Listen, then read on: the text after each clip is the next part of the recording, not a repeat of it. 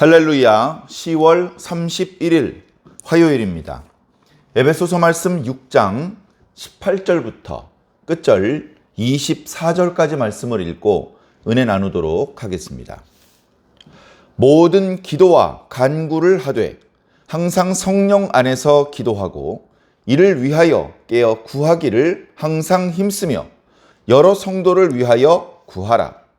또 나를 위하여 구할 것은 내게 말씀을 주사 나로 입을 열어 복음의 비밀을 담대히 알리게 하옵소서 할 것이니 이 일을 위하여 내가 쇠사슬에 매인 사신이 된 것은 나로 이 일에 당연히 할 말을 담대히 하게 하려 하심이라. 나의 사정 곧 내가 무엇을 하는지 너희에게도 알리려 하노니 사랑을 받는 형제요 주 안에서 진실한 친구인 두기고가 모든 일을 너희에게 알리리라. 우리 사정을 알리고 또 너희 마음을 위로하기 위하여 내가 특별히 그를 너희에게 보내었노라. 아버지 하나님과 주 예수 그리스도로부터 평안과 믿음을 경험한 사랑이 형제들에게 있을지어다. 우리 주 예수 그리스도를 변함없이 사랑하는 모든 자에게 은혜가 있을지어다. 아멘. 아멘. 감사합니다.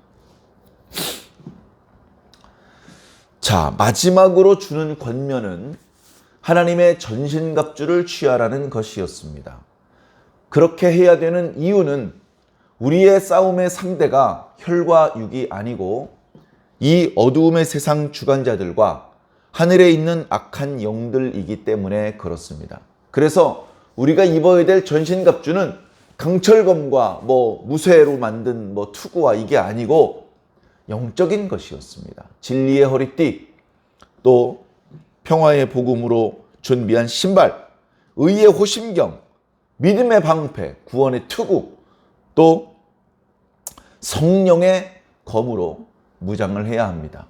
그래야 마귀가 쏘아대는 불화살을 막아내면서 적절히 자신과 우리 교회 공동체의 연약한 성도들을 지켜낼 수 있기 때문입니다.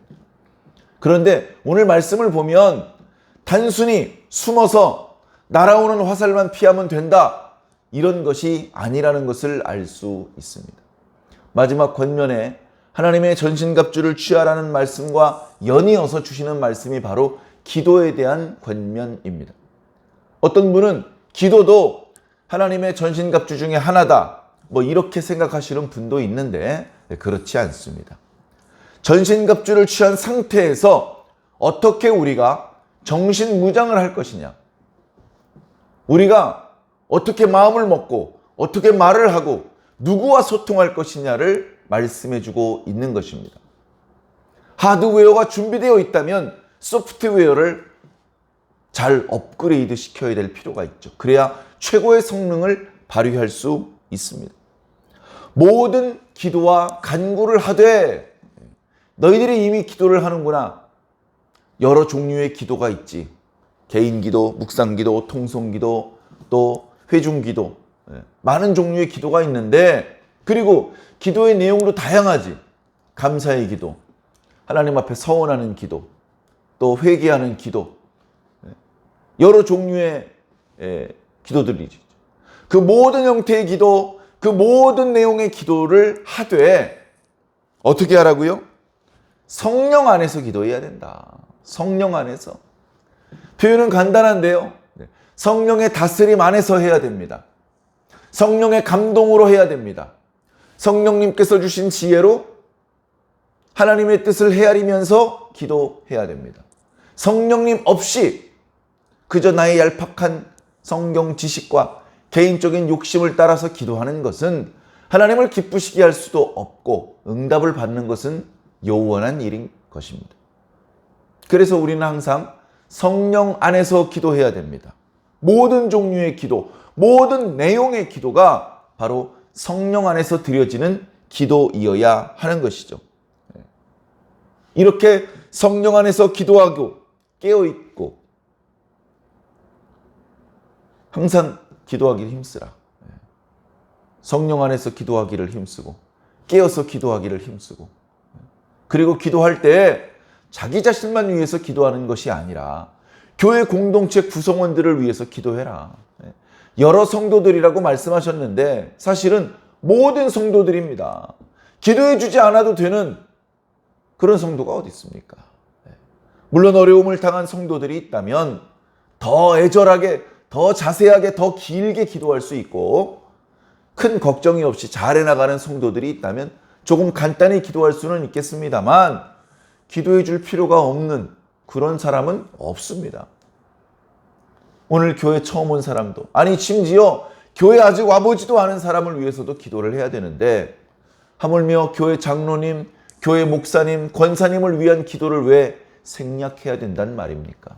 우리가 서로를 위해서 기도해야 할 것입니다.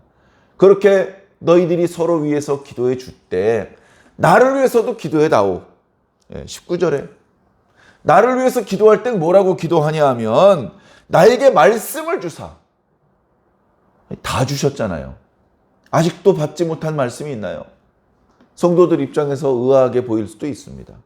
사도 바울 선생님이 아직도 하나님께 받아야 될 말씀이 있나? 이미 많은 말씀을 주셨습니다.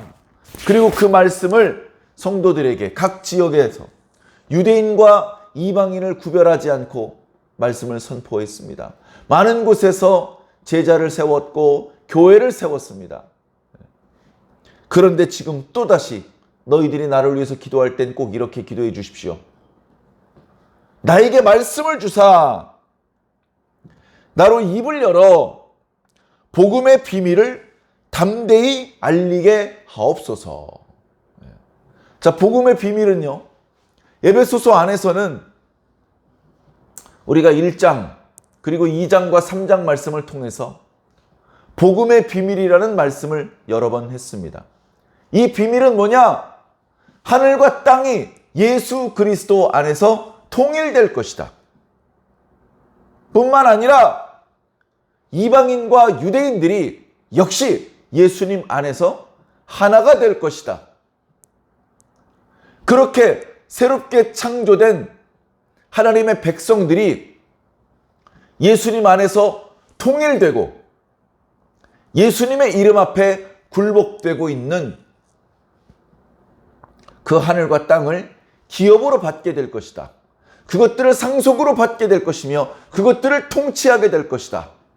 이것이 하나님의 비밀이다. 과거에는 이것을 말씀하지 않으셨지만 이제 때가 되어 이 말씀이 알려지게 되었다. 이것이 바로 복음의 비밀이죠. 자, 그런데 에베소서 안에서는 그렇고 지금 이방인들 앞에서, 아직도 예수님을 모르는 이방인들 앞에서 복음을 전파할 때는 단순히 그렇게 하늘과 땅이 통일되고 이방인과 유대인이 통일되고 뭐 그런 이야기가 아니고 예수 그리스도를 통해서 이루시는 하나님의 구원 전반에 대한 말씀을 전해야 되겠죠.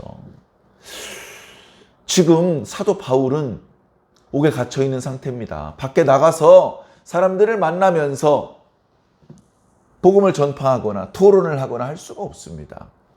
검문을 거쳐서 들어온 사람들하고만 대화를 나눌 수 있는 정도입니다. 그런 상황에서 이제 또 무슨 말씀을 받으며 이제 또 누구에게 입을 열어서 복음의 비밀을 선포한다는 말입니까? 자, 그런데 20절에 보니까 이 일, 복음을 선포하는 일을 위해서 내가 쇠사슬에 매인 사신이 되었다. 사신이 되었습니다. 예수님께서 파견한 사신입니다. 청나라 황제가 조선의 임금에게 사신을 파견하죠. 조선의 임금이 청나라 황제에게 사신을 파견합니다. 사신은 그 보낸 자의 권위를 들고 가는 겁니다. 아무나 사신을 파견할 수 없습니다. 최진사가 사신을 파견했대. 말도 안 되는 우스꽝스러운 소리입니다. 사신은 임금이 파견하는 것입니다.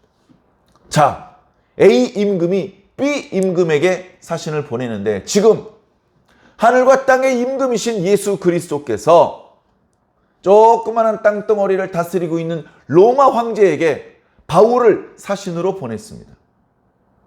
그런데 세상에서는 바울을 알아보지 못하고 바울을 보내신 예수 그리스도를 알아보지 못하고 바울을 죄인 취급합니다. 바울을 쇠사슬에 묶어 놓았습니다. 그럼에도 불구하고 바울은 원망하지 않습니다. 주님, 제가 주님께 평생을 충성을 다 바쳤는데 이게 뭡니까 말년에 고생스럽게. 그렇게 원망하지 않았습니다. 사도 바울은 지금 자신의 무고를 입증하기 위해서 가이사에게 호소한다고 말을 했고, 성령님께서 여러 번 말씀하셨던 것처럼 네가 로마에서도 이 복음을 전해야 될 것이다 라고 말씀하셔서 알겠습니다. 피하지 않겠습니다. 도중에 순교를 당하더라도 저는 감사하겠습니다 하면서 그동안 기도로 준비하고 있었습니다. 예루살렘에서 체포되어서 2년 가까이 구류되었다가 드디어 로마로 가는 배에 올랐습니다. 그 배에서 로마로 가는 항해길에서 아마터면 죽을 수도 있는 그런 위험을 당하기도 했습니다. 그러나 죽지 않고 무사히 구조되어서 사도 바울은 로마에 갈 수 있었습니다. 로마에 도착하자마자 바로 가택 연금이 시작되었겠죠. 그러나 사도 바울은 순서를 기다리고 있었습니다. 로마 시민권자이기 때문에 가이사에게 호소하면 가이사 앞에서 자신의 입장을 진술할 수 있었기 때문입니다. 그때 사도 바울은 자신의 죄가 있다 없다를 진술할 목적이 아니고 죽어도 좋으니까 로마 황제 앞에서 복음을 선포하고 싶었던 것입니다. 그 일을 위해서 지금 쇠사슬에 매인 바 된 것이니 자신의 사명은 실패한 것이 아니라 지금 진행 중이다. 이제 머지않아 내가 로마 황제 앞에 서게 될 것 같은데 그때 주님께서 나에게 말씀을 주셔서 입술을 열려 담대하게 복음의 비밀을 선포할 수 있도록 너희들은 나를 위해서 기도해 다오. 그렇게 지금 부탁하고 있는 것입니다. 저는 이 말씀을 읽으면서 마음속으로 뭔가 느꼈습니다. 뭐냐 하면 우리 그리스도인들이 예수님 믿고 구원받았는데 마귀의 불화살에 맞아 죽을까 봐 믿음의 방패를 앞세워서 불화살을 가로막고 의의 호심경, 진리의 허리띠, 구원의 투구 그렇게 중무장을 하고 숨어있는 것이 목적이 아니라는 겁니다. 우리는 그렇게 하나님의 전신갑주를 취한 이후에 숨어 다니고 도망 다니는 것이 아니라 적극적으로 밖으로 나와서 성도들을 위해서 기도해 줘야 되고 사도들을 위해서 기도해 주어야 되는 것입니다. 그리고 계속해서 이 복음이 전파될 수 있도록 사도들이 더 복음을 잘 전파할 수 있도록 그리고 나도 복음을 전파할 수 있도록 그렇게 복음이 전파되어서 교회에 들어온 성도들을 잘 돌보고 섬길 수 있도록 기도해야 되는 것이죠. 하나님의 전신갑주를 취하라는 얘기는 이제 일 끝났으니까 숨어 지내도 좋다. 아무 일 하지 말고 다치지 말고 생명만 보존해라. 이런 뜻이 아니라 더 열심히 기도하고 더 열심히 복음을 선포해야 된다. 전에 가보지 못했던 곳까지 가야 되고 전에 만나보지 못했던 사람들을 만나 보아야 된다. 그 순간에 복음을 잘 전파해서 잃어버린 영혼들을 구제할 수 있기 위해서 기도로 준비해야 되고 서로 기도로 도와주어야 된다. 이 영적인 싸움, 복음을 계속해서 선포해야 되는 이 사명은 아직 끝나지 않았습니다. 마귀는 계속해서 불화살을 쏘아댈 것입니다. 성도들을 위축시키고 복음을 전파하는 일이 중단되게 하기 위해서 계속해서 불화살을 쏘아댈 것이고 그러나 우리 성도들은 우리 주의 종들은 그 불화살에 굴하지 않고 그 불화살을 막아내면서 기도하고 복음을 전파해야 하는 것입니다. 이제 예배소서 말씀이 끝나가고 있습니다. 마지막 끝 인사. 나의 사정을 너희들에게 알리려고 한다. 너희들이 나에 대해서 매우 궁금해하고 있기 때문에 그리고 나에 대해서 걱정하고 있기 때문에 너희들이 그렇게까지 걱정할 정도는 아니라는 사실을 알려주려고 한다. 내 주변에 나를 도와주는 사람이 별로 없다. 그런 의미에서 두기고가 내 옆에 있으면 좋을 텐데. 두기고는 사도행전에서 3차 전도 여행까지 마쳤던 사도 바울이 예루살렘으로 갈 때 바울과 동행했던 아시아 사람입니다. 아시아 사람이라고 한국, 일본, 중국 사람이라는 뜻이 아니고 터키 반도, 에베소를 비롯한 그 터키 반도 서남부 지역에 그쪽 지역에 이제 살고 있었던 사람이죠. 정확히 어느 도시 출신이라고는 이야기하지 않았지만 어쨌든 그가 사도 바울을 통해서 예수 그리스도를 구주로 영접하고 이제 사도 바울과 동행하며 생사고락을 같이 할 정도로 신실한 주의 종 하나님의 일꾼이 되었습니다.